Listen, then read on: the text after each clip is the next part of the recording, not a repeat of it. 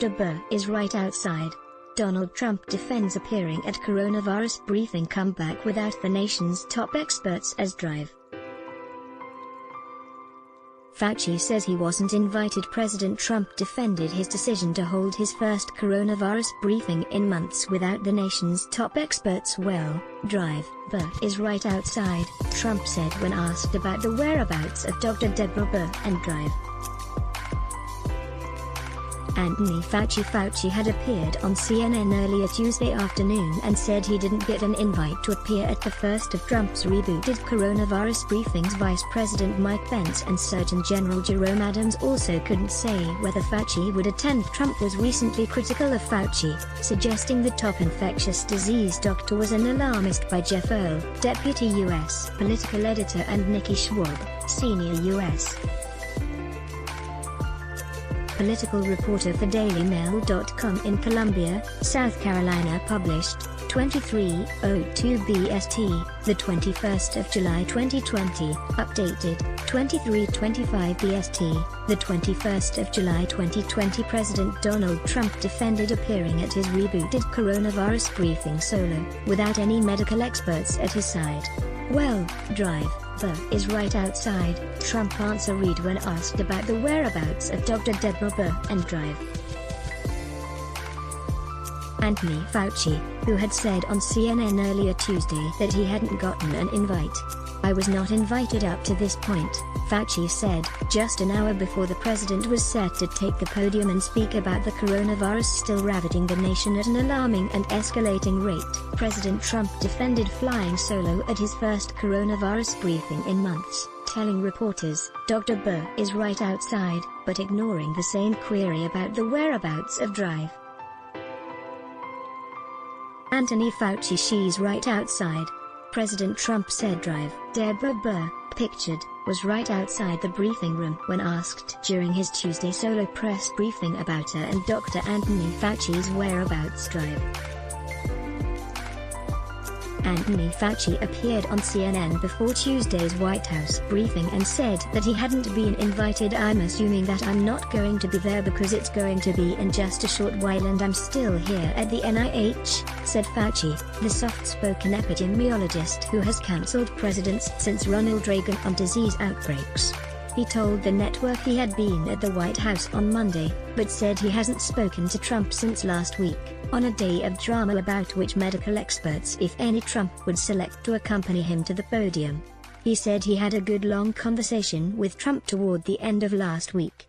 Fauci fielded a series of questions during the interview about the pandemic, vaccines, and testing, which he agreed needed improvement. Reports from a number of states show people waiting for more than a week to get results from COVID-19 tests, which can throw off efforts to contact trace and avoid spread of infection.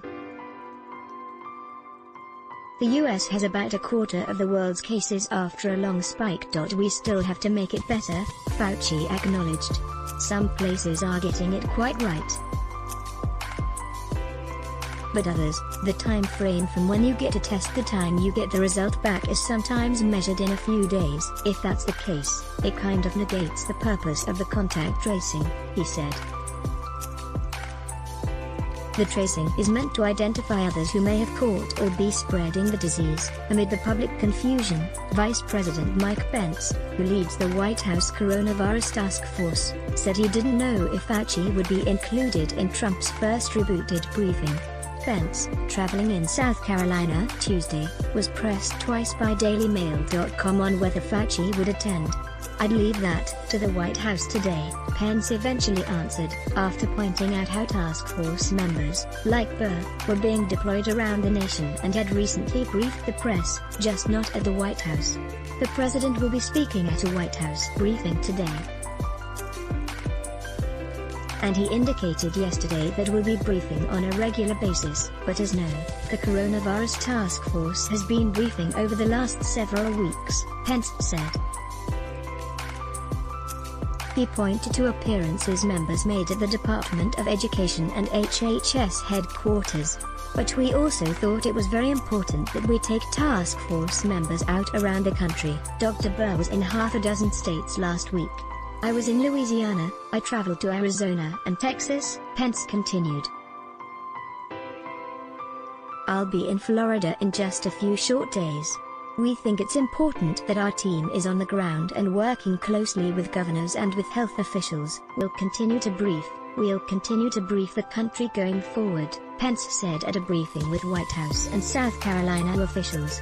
Pence's comments came after Surgeon General Jerome Adams, a key task force member, said Tuesday morning that he didn't know who would attend, and whether Fauci would be included. They are still figuring that out.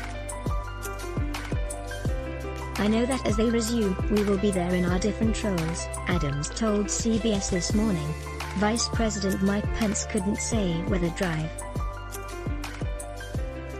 Anthony Fauci would be joining President Trump at Tuesday evening's rebooted White House coronavirus briefing. Mike Pence is photographed in Columbia, South Carolina Tuesday removing his mask before addressing reporters. They are still figuring that out, said Surgeon General Jerome Powell when asked whether he or Drive Force would attend a briefing just hours away. As folks know, I'm a strong advocate for making sure we are promoting the awareness of the impact on communities of color, particularly African Americans and particularly Hispanics, he continued, without providing more information. He was asked whether he, Fauci, or Task Force Coordinator Burr would attend the briefing. Fauci has taken to the airwaves to defend himself, even without attending the Tuesday briefing. On Monday evening, he responded to Trump's claim that he was a little bit of an alarmist. I consider myself a realist, as opposed to an alarmist, he said in an Instagram Live interview with Maria Shriver. I'm a realist, but I'm also an optimist, he said.